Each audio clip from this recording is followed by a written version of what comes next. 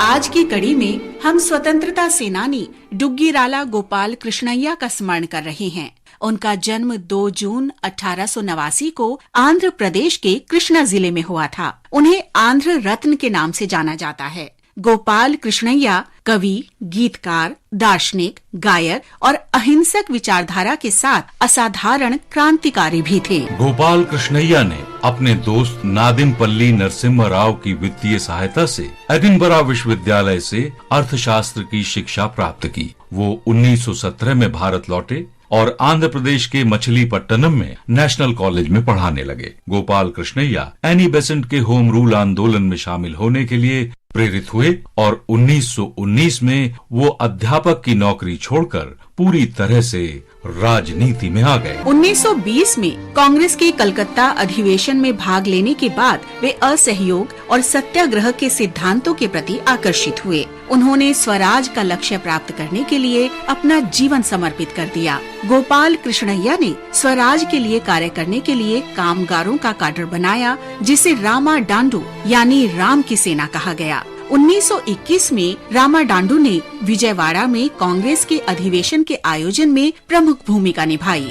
गोपाल कृष्णैया को असहयोग आंदोलन के समय चिराला में कर विरोधी सत्याग्रह का नेतृत्व करने के लिए जाना जाता है। जनवरी 1921 में जब चिराला के निवासियों ने कर का भुगतान नहीं करने का निर्णय लिया तो अंग्रेजों ने गिरफ्तारी और मुकदमे चलाकर और अनेक प्रदर्शनकारियों को जेल की सजा सुनाकर आंदोलन को कुचल दिया। महात्मा गांधी के परामर्श पर गोपाल कृष्णैया ने चिराला के निवासियों का कस्बे से बाहर जाने और कस्बे की सीमा से बाहर अस्थायी बस्तियां बनाने के अभियान का नेतृत्व किया। कस्बे की कुल 15,000 में से 13,000 जनसंख्या ने उनका साथ दिया और कस्बे की सीमा से बाहर अस्थायी बस्तियां बसा ली। वहां सभी जातियों के सदस्यों की सभा गठित की गई और मध्यस्थता के लिए न्यायालय बनाया गया। गोपाल कृष्णैया को पकड़ लिया गया और साहसिक नेतृत्व के कारण उन्हें जेल भेज दिया गया। असहयोग आंदोलन वापस लेने के बाद जब चित्तरंजन दास और मोतीलाल नेहरू ने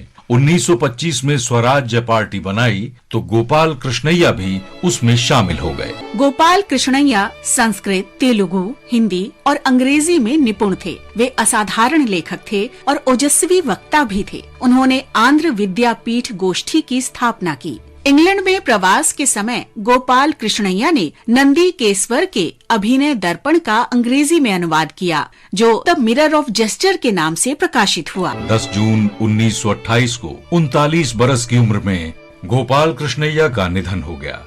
आज हम वीर बीकू को भी याद कर रहे हैं। उन्होंने 1857 में भारत के प्रथम स्वतंत्रता संग्राम में भाग लिया था। आरंभ में वे ईस्ट इंडिया कंपनी की सेना में सैनिक थे, लेकिन बाद में स्वतंत्रता सेनानियों के साथ मिल गए। उन्होंने साथी सिपाहियों को ब्रिटिश अधिकारियों की अवज्ञा करने और विदेशी शासन के विरुद्ध स्वतंत्रता आंदोलन में शामिल होने के लिए प्रेरित किया। कंपनी की सेना के साथ मुठभेड़ में बीकू को पकड़ लिया गया। उन पर ब्रिटिश शासन से बगावत करने और फौज की नौकरी छोड़ने के आरोप लगाए गए। आजीवन कठोर सश्रम कारावास की सजा देकर उन्हें निर्वासित कर दिया गया। 2 जून 1858 को अंडमान द्वीप में कारावास में ही उनका निधन हो गया। आज हम स्वतंत्रता सेनानी सिद्धू को भी याद कर रहे हैं। वे हरियाणा के बलवारी के निवासी थे। आरंभ में सिद्धू ईस्ट इंडिया कंपनी की सेना में नौकरी करते थे, लेकिन बाद में नौकरी छोड़कर 1857 में भारत के प्रथम स्वतंत्रता संग्राम में शामिल हुए। ब्रिटिश अधिकारियों ने उन्हें पकड़ लिया और सेना की नौकरी छोड़ने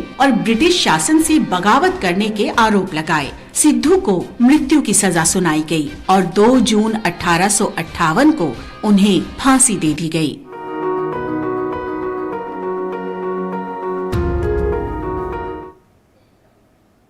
और अब बात कर लेते हैं सेहत